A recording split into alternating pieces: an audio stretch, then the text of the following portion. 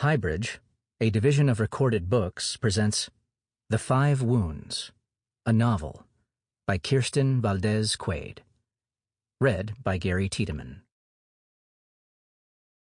Part 1. Semana Santa. This year, Amadeo Padilla is Jesus. The hermanos have been preparing in the dirt yard behind the morada. This is no silky-haired, rosy-cheeked, honey-eyed Jesus. No Jesus of the children, Jesus with the lambs. Amadeo is muscled, hair shaved close to a scalp scarred from teenage fights, roll of skin where skull meets neck. Amadeo is building the cross out of heavy rough oak instead of pine. He's barefoot like the other hermanos, who have rolled their cuffs and sing alabados. They have washed their white pants, braided their disciplinas the old way, from the thick fibers of yucca leaves, mended rips in the black hoods they will wear to ensure their humility in this reenactment. The hermano mayor, Amadeo's skinny grand tío Tive, who surprised them all when he chose his niece's lazy son, plays the pito, and the thin piping notes rise. Today, Amadeo woke with the idea of studding the cross with nails to give it extra weight. He holds the hammer with both hands high above his head, brings it down with a crack. The boards bounce, the sound strikes off the outside wall of the morada, and across the alley, the idle hour cantina. Amadeo has broken out in a sweat. Amadeo sweats, but not usually from work. He sweats when he eats. He sweats when he drinks too much. 33 years old, same as our Lord, but Amadeo is not a man with ambition. Even his mother will tell you that, though it breaks her heart to admit it. Yolanda still cooks for him, setting a plate before him at his place at the table. This afternoon, though, even Amadeo's tattoos seem to strain with his exertion, and he's seeing himself from outside and above. A flaming sacred heart beats against his left pectoral. Sweat drips from the point of a bloody dagger on his bicep, and the roses winding around his side bloom against the heat of his effort. On his back, the Guadalupana glistens brilliantly, her dress scarred with the 3 vertical cuts of the sellos, the secret seals of obligation. The lines, each the length of a man's hand, are raised and pink and newly healed, evidence of his initiation into the hermandad. Though Amadeo has lived in Las Penas his whole life, today he sees the village anew. The lines are sharper, the colors purer, the weeds along the edge of the fence, the links of the fence itself, the swaying tops of the cottonwood trees, everything is in preternatural focus. The morada is lit by the sun sinking orange at his back, the line sharp between cinder block and sky. He brings the hammer down, hitting each nail true, enjoying the oiled rotation of his joints, the fatigue in his muscles. He feels righteous and powerful, his every movement predetermined. He feels born for the role. Then he pounds the last nail, and he's back in his body, and the hermanos are wrapping up, heading home. When Amadeo pulls up the gravel drive to the house, his daughter Angel is sitting on the steps, 8 months pregnant. She lives in Española with her mom. He hasn't seen her in more than a year, but he's heard the news from his mother, who heard it from Angel. White tank top, black bra, gold cross pointing the way to her breasts, in case you happen to miss them. Belly as hard and round as an horno. The buttons of her jeans are unsnapped to make way for its fullness, and also to indicate how this happened in the first place. Her birthday is this week. Falls on Good Friday. She'll be 16. Shit, Amadeo says, and yanks the parking brake. This last week, was the most important week in Jesus' life. This is the week everything happened. So Amadeo's mind should be trained on sacrifice and resurrection, not his daughter's teen pregnancy. She must not see his expression, because she gets up, smiles, and waves with both hands. The rosary swings on his rearview mirror, and Amadeo watches as, beyond it, his daughter advances on the truck, stomach outthrust. She pauses, half turns, displays her belly. She's got a big gold purse with her, and a duffel bag, he sees, courtesy of Marlboro. Angel's hug is straight on, belly pressing into him. "I'm fat, huh? I barely got these pants, and they're already too small." "Hey." He pats his daughter's back gingerly between her bra straps, then steps away. "What's happening?" he says. It's too casual, but he can't afford to let her think she's welcome. Not during Passion Week, and with his mother away. "Ugh, me and Mom got in a fight, so I told her to drive me here." Her tone is light. "I didn't know where you and Grandma were. I've been here like 2 hours, starving my head off. Pregnant people need to eat. I almost broke in just to make a sandwich. Don't you guys check your phones?"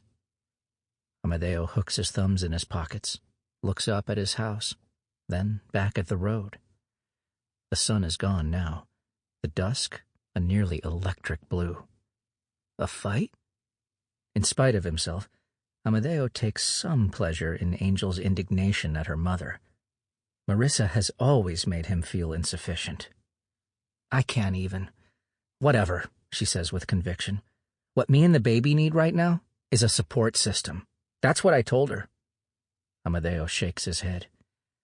"I'm real busy," he says, like an actor portraying regret. "Now's not a good time." Angel doesn't look hurt, just interested. "Why? You got a job or something?" She lifts her duffel and begins to walk toward the door, swaying under the weight of luggage and belly. "My mom's not here," he calls. He's embarrassed to tell her the real reason he wants her gone, embarrassed by the fervor that being a penitente implies. "Where'd Grandma go?" There's real worry in her voice. She holds the screen open with her hip, waiting for him to unlock the door. "Listen, it's been a busy week." He rushes this next part, his breath short. "I'm carrying the cross this year. I'm Jesus." Okay. She'll be back soon, right?" Yolanda took her vacation after the end of the legislative session, right before Holy Week, exactly when Amadeo needs her most. "Maybe I'll just stay out there forever," she told him lightly as she packed. "I love Vegas. The shows, the lights, the commotion." She didn't say when she'd be back. End of next week, probably. Angel heaves her duffel and purse onto the kitchen floor with a dramatic sigh, and only then does it occur to Amadeo that he should have carried the bags in for her. But she doesn't seem to notice. She's still talking. "I told my mom, whatever, I'm going to Grandma's then. She loves me." That night, Angel chatters about food groups as she makes dinner, a can of chili dumped over an underdone squash and a package of frozen cheese bread, then takes over the TV. She talks to her belly. "See, baby, that heifer is going home. You can't be like that to your girls." Amadeo sits on the other end of the couch, strangely nervous. He tries to remember the last time he was alone with his daughter, but can't. 2 or 3 Christmases ago, maybe. He remembers sitting awkwardly in this same room, asking Angel about her favorite subjects while Yolanda was at the grocery store or the neighbors. He wipes his palms along his thighs, works his tongue inside his mouth. Frozen-eyed porcelain dolls stare at Amadeo from Yolanda's corner cabinet, where they sit in their frilly dresses on shelves beside souvenir bells and shot glasses. With a sudden stitch in his gut, Amadeo thinks of Tive. What will he say about Angel being here? The fruit of his sin, laden with sin of her own. "So," Amadeo says, Your mom's probably going to want you back soon, no? I gotta teach her she's not the only one in my life. She's gotta learn to respect me. Amadeo kneads his thigh. He can't tell her to leave. Yolanda would kill him. He just wishes his mom were here. Yolanda and Angel are pretty close. Yolanda sends the girl checks, 25 here, 50 there, takes her out to dinner in Española or Santa Fe, and a couple times a year, the two go shopping at the outlets. Maybe you should come back when my mom gets home.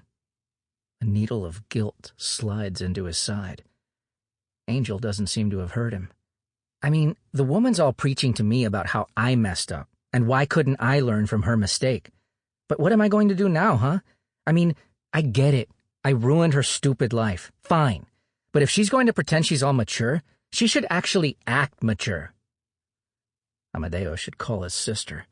Get her to come take Angel to Albuquerque to stay with her and the girls. Saving the day. That's right up Valerie's alley. But he isn't talking to Valerie now. Hasn't since Christmas. Angel looks like her mother. The same glossy, thick hair and high color, though her features aren't as fine as Marissa's. Amadeo's genes, he supposes. Amadeo wonders if Marissa acted this young back then. Marissa was 16, Amadeo 18, but they felt old. Her parents had been angry and ashamed, but had thrown a baby shower for the young couple anyway. Amadeo had enjoyed being at the center of things, congratulated by her relatives and his, handed tamales and bizcochitos on paper plates by old women who were willing to forgive everything in exchange for a church wedding. He stood to sing for them, nodding at Marissa. This is dedicated to my baby girl. Bendito, bendito, bendito. Los ángeles cantan y daban a Dios. They all clapped, old ladies dabbing their eyes, Yolanda blowing kisses across the room. Amadeo had felt virtuous, responsible for his girlfriend and unborn child. Later, of course, there was no wedding, no moving in together. Angel was born and learned to walk and talk with no help from Amadeo. The old women shook their heads, resigned. They should have known better than to expect anything from Amadeo, from men in general. Even the best of them aren't worth a darn, his grandmother used to say. Except you, hijito, she'd add kindly, if she noticed Amadeo in the room. You're worth a darn. By the time Angel was 5, he was relieved at how easily the obligation slipped from his shoulders. All it took was for him to stop answering Marissa's calls, fewer than you'd expect, and he was a free man. As though answering a question, Angel says, I didn't drop out of school for reals. I'm doing this whole program, and I'm going to graduate and everything, so don't worry. She looks at Amadeo, expectant. Amadeo realizes he forgot to worry, forgot to even wonder. Good, that's good. He gets up, rubs his shorn head with both hands. You got to have school. She's still looking at him, demanding something, reassurance, approval. I mean, I'm serious. I'm going to graduate. Then she's off, talking about college and success and following her dreams, echoing what she hears at the teen parenting program she attends. Brianna, my teacher, she says I got to invest in myself if I'm going to give him a good life. You won't see me like my mom, doing the same old secretary job for 10 years, just trying to snag herself an architect. I'm doing something big. She turns to her belly. Isn't that right, hijito? This depresses the hell out of Amadeo. He opens a beer and guzzles half of it before he remembers who he is this week. Fuck, he says, disgusted, and pours it down the sink. Angel looks up at him from the couch. You better clean up your mouth. He can hear every little thing you say.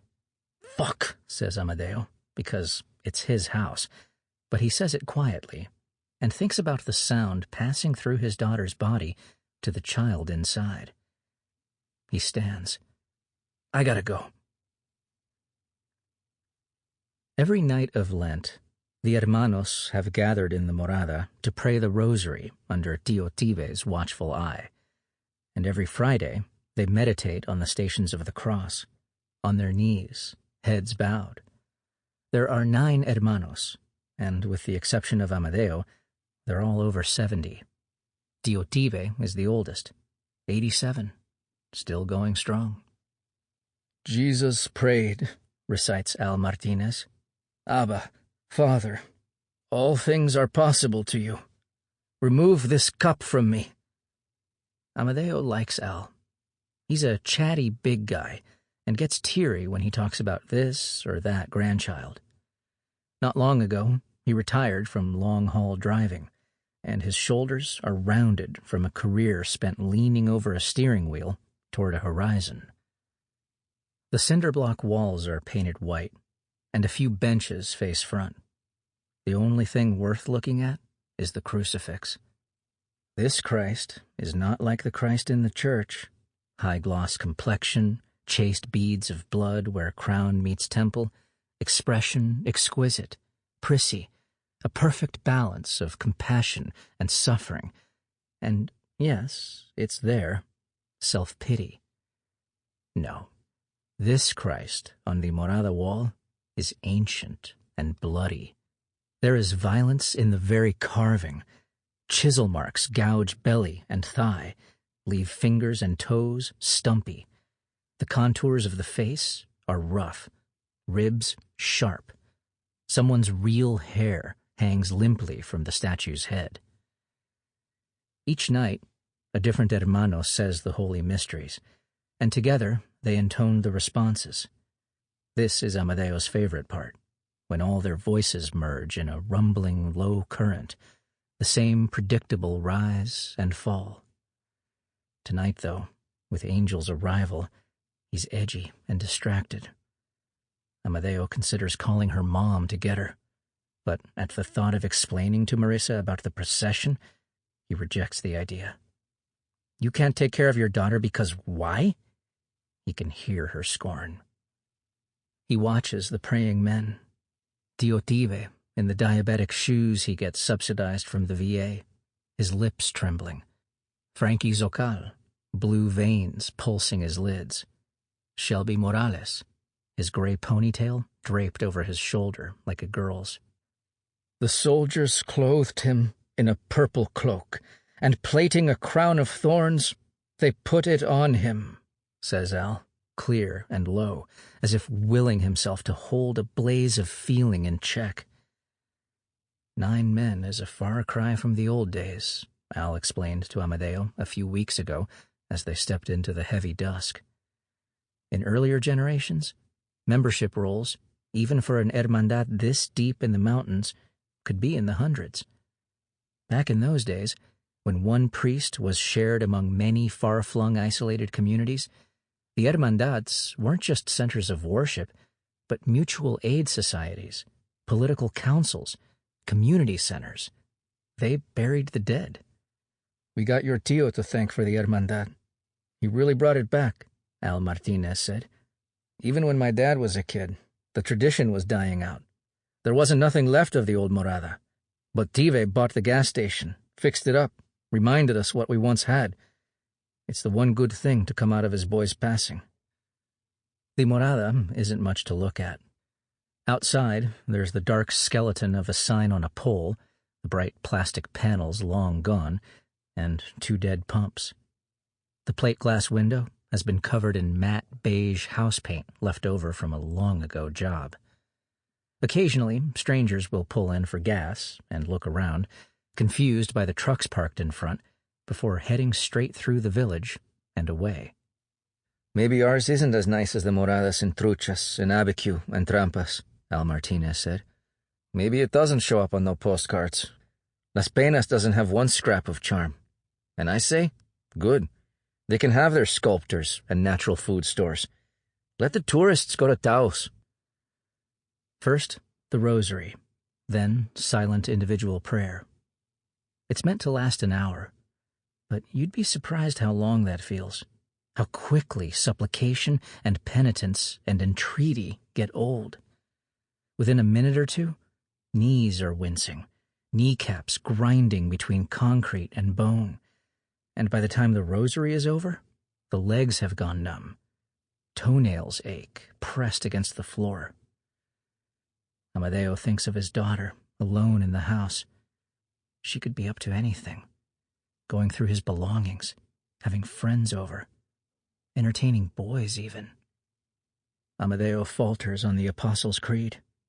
He opens his eyes and looks at Tive, and sure enough, the old man has him in his disapproving gaze. Amadeo clamps his eyes shut.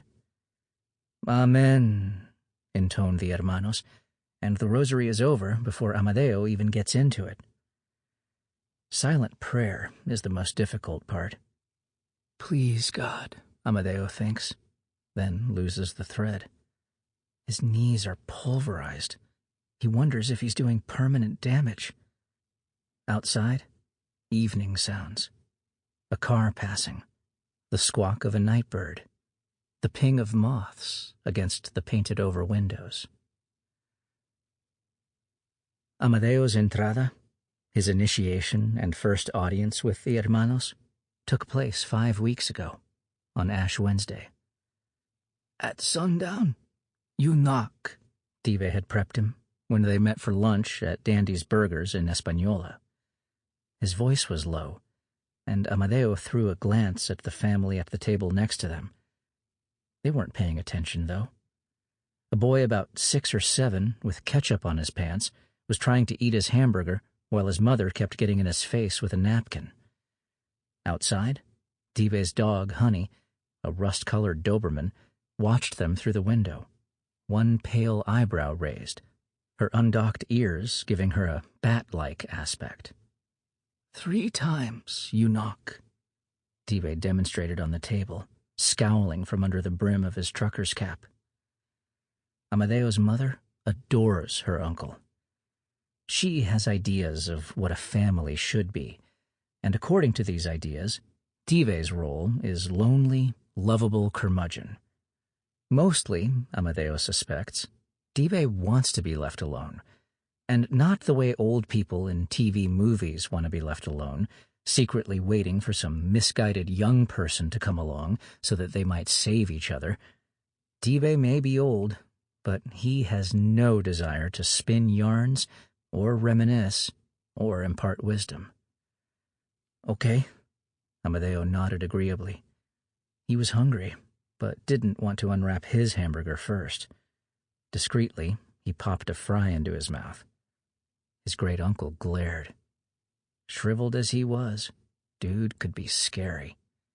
You fast and go to Mass that day. You hear? From here on out, you need to be regular with Mass. And confession, too.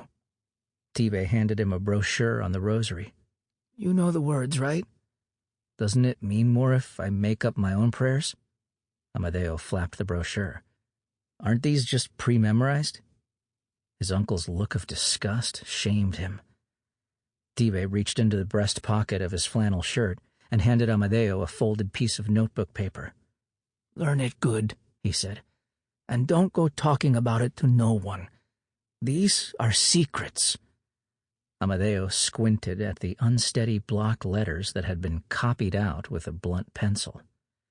It looked like a poem with many stanzas, and Amadeo had a flash of his 5th-grade language arts textbook and a long, rhyming poem about a butterfly that he'd liked to read to himself after school, whispering the words in his room, enjoying the rhythm, the inevitability of the sounds. Sky, I, Y. Stupid as fuck. Midway down the page was a grease smudge, and Amadeo pictured his great-uncle frowning over the paper under the dim kitchen light, the cold remains of a sad, solitary dinner of scrambled eggs beside him. Hey, wait. This is in Spanish, Amadeo said. Oh, hell, Tive muttered. He began unwrapping his burger, as if giving up. Even Yolanda doesn't speak Spanish well, though she, at least, can follow along with the telenovelas she watches weekday nights on her bedroom television. I could do a much better job with English, Amadeo offered. Then, at his uncle's incredulity, corrected himself. I mean, I'm kidding. I can definitely learn it. I did Spanish in high school. The first part of the ritual was a call and response. Novicio, Dios toca en esta misión las puertas de su clemencia. God knocks at this mission on the gates of his mercy. Hermanos, penitencia, penitencia, si quieres tu salvación. Penance, penance, if you want salvation. Go on. Practice, said Tive, and Amadeo, suddenly shy, spoke his lines. He was surprised when, in reply, his great-uncle began to sing, his voice gravelly and beautiful. At the table next to them, the little boy paused in his chewing, his cheeks full, and watched.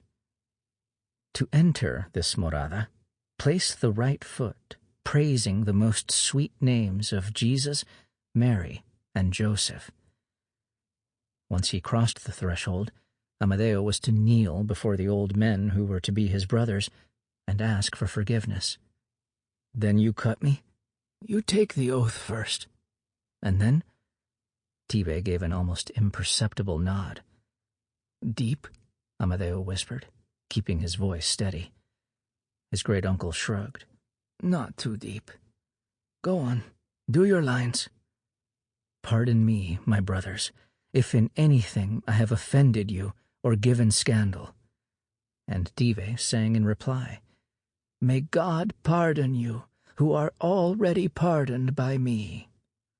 Amadeo's eyes filled. An abrupt sadness caught in his throat. He looked away, embarrassed. Tio Tive cleared his own throat. Be ready. There were practical reasons for the sellos, 3 vertical cuts that were going to be made in his back. When he began whipping himself, the blood would flow from the wounds, so the skin wouldn't swell or bruise. At first, Amadeo had enjoyed the prospect of kneeling before the sangrador who would mark him. On the morning of Ash Wednesday, though, his courage began to fail.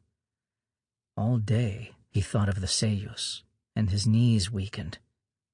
He shaved for the entrada, though he didn't shower again, because he wanted to preserve the smudge of ash on his forehead, proof to his great-uncle that he'd gone to Mass. Put on a new plaid shirt, still stiff from the package, dress shoes, splashed cologne on his neck. Even so, he could smell the unpleasant tang of his sweat. In the end, just before presenting himself at the morada door, Amadeo had buckled to his fear. Though he'd fasted all day, he dug a bottle of vodka out of his sweater drawer, broke the seal on it, and took deep gulps. The entrada, then, was a blur of impressions. The hermano's song, cresting and falling like waves, the secret oath binding him for life, and the pedernal, obsidian with a knife-sharp edge, a dangerous crescent moon. Al Martinez's big hand warm and steady on his shoulder, the man's low assurance. They'll be shallow, son. Deep breath. Amadeo's heart like a steady, too loud drumbeat, his sides slick with cold sweat, and, as the blade slid into the skin of his back, Amadeo's swelling sense of his own falseness. Now, finally, Tive crosses himself. All right, he says irritably. Amen. Amadeo stands, legs needling. Around him, the hermanos gather themselves. Some will talk quietly in the parking lot about this or that, trying out their rusty voices, and others will hurry to their families, kiss their wives, take their places on the couch in front of their TVs. Angel is waiting for him at home, so Amadeo lingers. Tive's Doberman, Honey, is beside herself with joy to see the men emerge and tears around the lot, barking her head off, her long, narrow muzzle pointed to the sky. Based on this particular specimen, it's hard to believe the breed is a fierce one. Honey is relentlessly attention-seeking and ill-mannered, her expression demented and eager. Her reddish fur is dull, as if she'd once been a normal black or brown dog and had been left to fade in the sun. Sample complete. Ready to continue?